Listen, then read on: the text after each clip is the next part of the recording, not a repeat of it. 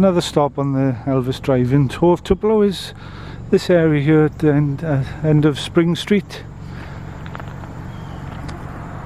Spring Street comes out there, and this corner plot here was once the site of Mayhorn Grocery.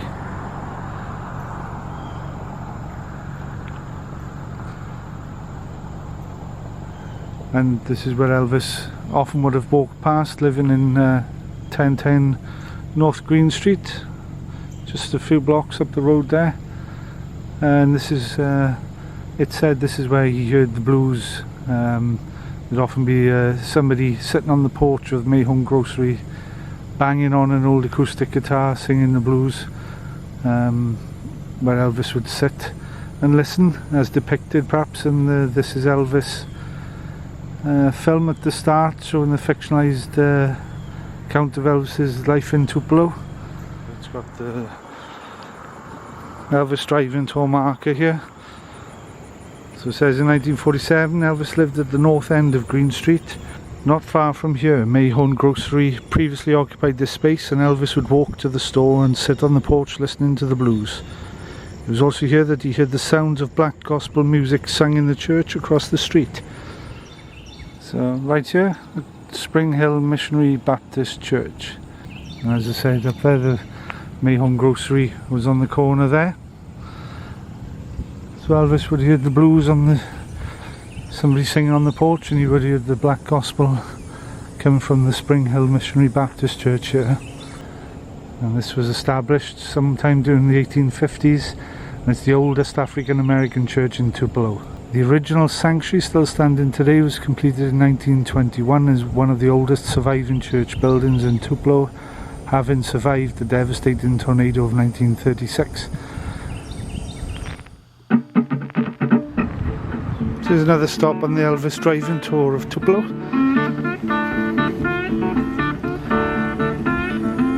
Milam Junior High. Elvis attended the 7th and part of the 8th grade here. He often played his guitar for classmates during the lunch hour. In 1948 the family moved to Memphis before he completed the school year. Milam Junior High School that Elvis attended for actually the 6th, 7th and 8th grade.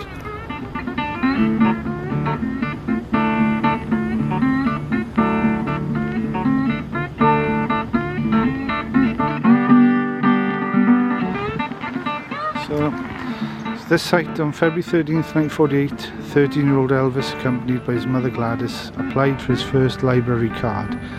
Through the books he read from the Lee County Library, Elvis would vicariously travel to distant places and learn new things that were still only the dreams of a young boy growing up in Tupelo. I've read a book from local historian Julian Riley, and he said the library at that time, February 48, was actually situated on the 3rd floor of the City County building, further up in downtown Tupelo. So there's conflicting stories of actually where the library was at the time. Certainly the Lee County Library would have moved to this site shortly after that time. If it wasn't here in February 48, it still was a different building. They moved to a more grander looking building than this more modern architecture. So Elvis would have certainly come to the library after it had opened at this site, before moving up to Memphis at the end of that year, 1948. So we're now in South Tupelo, and this whole area down here was known as Milltown. The Tupelo Garment Factory building still stands here. It's been reutilised now as there's a marketplace in there, and there's a coffee shop in there somewhere, I believe. Oh, it's a lost and found coffee company. Yeah. So they've reutilised the building, thankfully, but when this factory, the Tupelo Cotton Company and the Garment Factory opened, the owners at the time built a community in effect for their employees down here, all these houses here. That's why it's called Milltown. They had schools, church, its own shops, and of course the workers were literally within walking distance of their employment. Now at the time Gladys and Vernon Presley were married, Gladys was working here at the garment factory. Another concession that the employers made for their employees, being as a lot of the employees lived in outlying areas, like the Presleys at the time living in East Tupelo. There was a works bus that would bus them in from all over. The railroad tracks perhaps not as busy as they once were.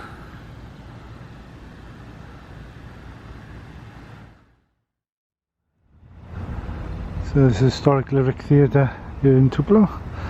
It's not on the Elvis Trail, but on the Elvis Driving tour, but Elvis did come and see pictures here, especially when he's living up on North Green Street there, because his friend Sam Bell, who's African American, tells the tale of both of them coming down to watch the movies on a Saturday morning.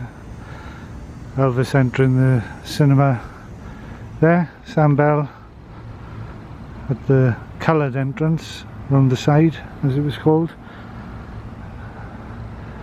but then going up into the balcony where there was like a line of wood going down separating the black and white sections up there, and Elvis would jump over the boarding to sit with his friend Sam Bell. So even in the segregated world, Elvis didn't necessarily see colour.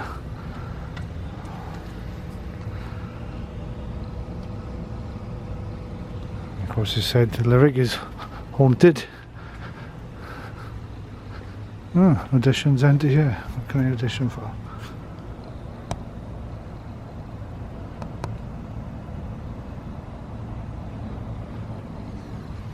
Closed today, of course. It's Sunday. Everything in Tupelo's closed on a Sunday by the look of it. Here's another stop on the Elvis Driving tour, the County Courthouse. In 1946, Tupelo radio station WELO broadcast weekly music jamborees from the courthouse. Mississippi Slim, who had his own show on WELO, arranged for Elvis to perform at the jamboree. Elvis's dream was to become as famous as Mississippi Slim and to have his own radio show someday. So he'd come down and Mississippi Slim would have a Saturday show, and it said Elvis performed many times on the show, more often than not singing Old Shep. And the show was broadcast out to the courthouse here, Tupelo Courthouse. Mississippi Slim was the local celebrity, and his brother James Osborne was a schoolmate of Elvis's here in Tupelo. Let's come down to the Tupelo Convention Visitors, FSCV Convention and Visitors Bureau.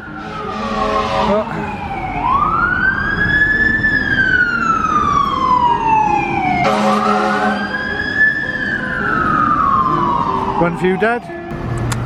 Another mark here for another Elvis drive-in tour, the shakerag community.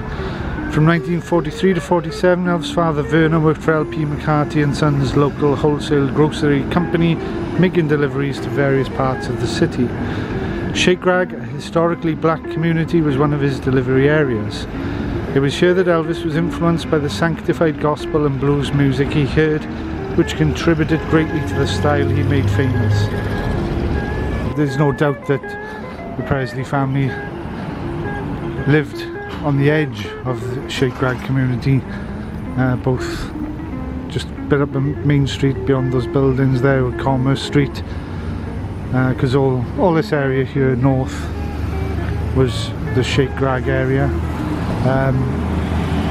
and the border of it was Commerce Street up there. So the family certainly did live at the edge of the shakerag community for a short period. How much Elvis actually went in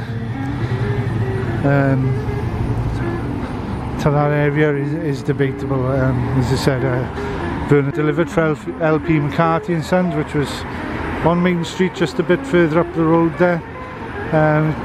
So he would have gone in and made deliveries, but how much that would have influenced Elvis is open to question. But there's no doubt Shakerag was a historically important section with regards blues music.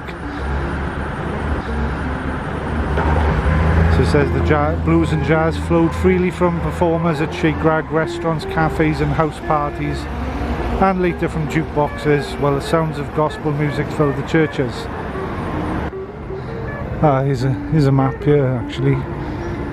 So here's Main, so all this area up here would have been Shakerag. So here's Commerce Street. So the Presleys, the time they lived on Commerce Street, would have been somewhere around this area here probably, because Commerce Street terminated across the road. Although this was classed as Commerce Street, there was no buildings actually fronting onto Commerce Street there. The entrance to the park was there, the fairgrounds. So the concert, the 56 concert, took place down here. So this here, as you can see, as it says there, is Mulberry. There's Mulberry, so this is the other place where the Presley family lived, just parallel to Main. Both Commerce and Mulberry, the Presley family lived only for a short time. Not sure which way round they were there, but it was from one of these two then that they moved from there north Tupelo to 1010 North Green Street, and from there they left Tupelo to Memphis.